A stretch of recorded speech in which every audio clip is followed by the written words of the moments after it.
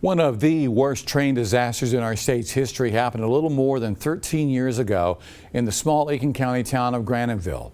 Even though it's been years since it happened, residents have never forgotten. Here's Daniel Bonds tonight.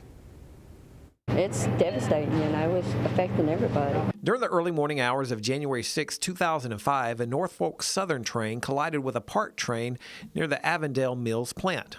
A tank car on the other train ruptured, releasing, we believe, an amount of chlorine. 160,000 pounds of chlorine gas was leaked.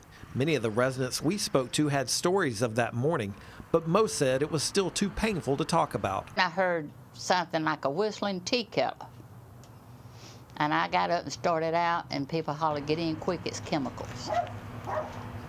And I ran back in, called 911. They said, "Stay in the house, keep your doors shut, windows shut, and everything." Josie Widener and her husband Clyde live about 60 yards from the crash site.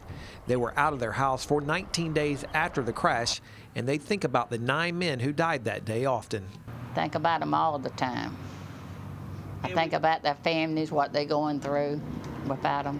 Scott Hatcher worked at this mill near the crash site. He says the disaster not only took lives, it also took jobs. It hurts. I mean, we were going to stand there and all, and that train wreck put us out of business. But according to Widener, the town is now making a comeback. She is thankful her and her husband are still around to enjoy it and credits their faith for their survival. The Lord watched over us. In Graniteville, Daniel Bonds, News 19, WLTX.